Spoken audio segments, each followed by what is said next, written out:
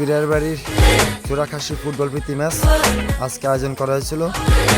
আজকের খেলা যে দুই দল অংশগ্রহণ করে তারা হচ্ছে মল্লিক বংশীয় একাদশ বনাম 51 বংশীয় একাদশ। আজকের খেলাটি পীরের বাড়ির নতুন মাঠে আয়োজন করা হয়েছিল, যেখানে স্থানীয় ব্যক্তিবর্গরাও উপস্থিত ছিলেন।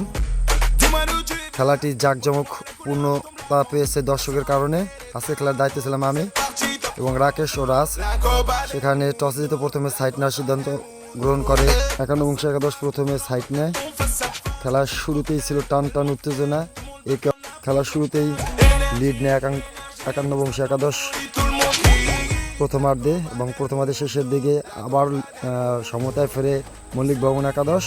দ্বিতীয়ার্ধের শেষ 10 মিনিট আগে গোল করে লিড দ্বিগুণ করে 51 বংশ একাদশ, এবং যার ফলে তারাই ম্যাচ শেষে 2-1 গোলে জয়লাভ করে। খেলাটায় যেমন আনন্দ ছিল তেমনি সে উচ্ছ্বাস, দর্শকের একাংশ ছিল খুবই উচ্ছ্বসিত। এমন আয়োজন করার জন্য কর্তৃপক্ষকে অসংখ্য ধন্যবাদ সবাইকে।